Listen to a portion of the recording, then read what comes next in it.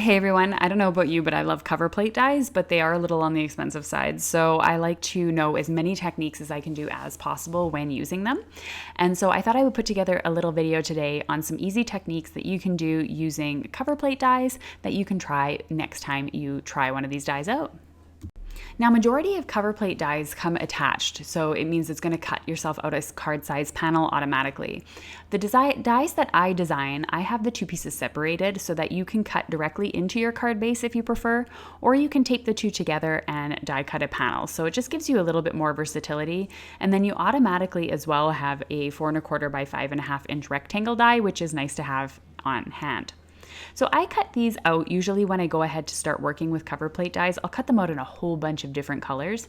And this way I have a nice color palette to work with, and I am going to be able to create a ton of different cards at one time and in one card sitting. So let's get started on some of the things that you can do with these. Now, obviously you can use it in the way that it was intended by simply adding the covered plate die to the card base itself. But let's not just point out the obvious things here, let's continue on. You can also go ahead and manipulate the die if you like. So you can cut away certain elements if you like to get a different die cut look every single time that you use the die. This is really neat too, because if you ever get bored of your cover plate die or you've used it a lot, you can really give it a whole new look and just refresh the look of the die by switching things up a little bit. And it's really easy to do. It just takes a couple of little snips here and there, and then you have something that looks just completely different than what you had before. And of course, you can switch things up by cutting the set of a neutral color and adding it to a colorful card base rather than like the previous card where I cut it out of colored cardstock and put it onto a neutral card base. Next up, you can go ahead and die cut two of your cover plates. Attach the first one just normally onto a card base like so. And the second one here, you're just going to clip on a diagonal. So you're just going to simply cut the top left corner and the bottom right corner, and then you can place this directly over top of the other one to get yourself a two-tone colorful cover plate die. If you don't like the look that this gives because the orange layer is going to be higher than the pink one, you could of course do the same thing to the pink one and just line them up and glue them down so they all fit on a single layer if you prefer. Now, don't forget about your pattern paper. I know we can neglect it sometimes, but it really can create ourselves cards in minutes. So I've gone ahead and added a piece of pattern paper behind the cover plate die, and it is ready to go. Just add a sentiment and you're done. Now, there are other types of cover plate dies that are really handy to have. This one here I designed to cut out a whole bunch of different nature elements because I hate die sets where I have like 35 different dies that I have to line up in my machine. So I created a cover plate die that will work on its own, but it will also cut out all of these elements so that you can create all sorts of beautiful collages, or you can do a paper piecing technique like this one here.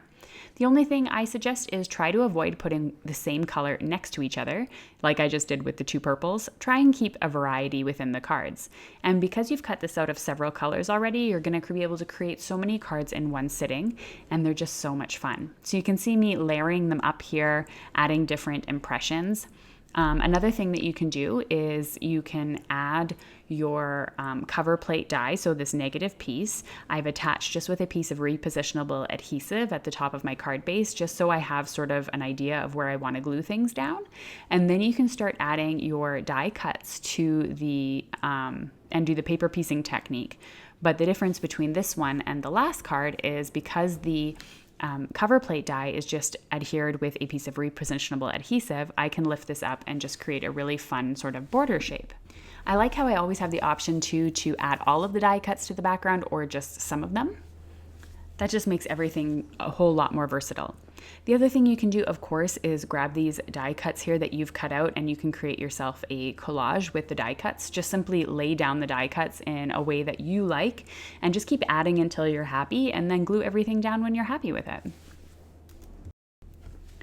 Another thing you can try, of course, is going in and manipulating the die cut once again. So this time, instead of cutting in a diagonal like I did in the beginning of the video, I've cut it in half. This will create me 2 cards at the end of the day because I could use the second half on another sheet. The one thing I do like to do though, just to make it kind of give it a little bit more of a finished look, is I like to add a piece of cardstock to the top, a nice little thin strip. I usually do this in black, gold, silver, or in this case holographic, just to make things really fun. And then you can do the paper piecing technique just in the bottom half of the card. So let's go through some of the cards that we created and how we finish them off, and then we'll call it a day. So for this card here, I just simply stamped on top of that holographic little strip. And then you can see how the die cuts I sort of like layered off of the edge too, just to give it some fun dimension. This one here, you can see I've added the paper piecing technique, and I've added several layers of the flowers on top of each other to create a bit of a color contrast. For this one here, I just simply heat embossed birthday wishes off to the side using some white embossing powder. I love the way that these cards turn out, very clean and simple and pretty and elegant. Now this card here I didn't show, but it's just the paper piecing technique. Again, just grabbing various pieces of the colored cardstock and adding them inside of the outlines for the frame. Very, very pretty, and this is a very simple version of just adding the cover plate die and a sentiment, just adding some stamped sentiments to these cards to finish them up. Now, if you want more ideas on how to use your cover plate dies, then come join me over in this video here. I'm happy to show you additional ideas on how you can use your cover plate dies in different ways. Thanks so much for watching, and have a wonderful week.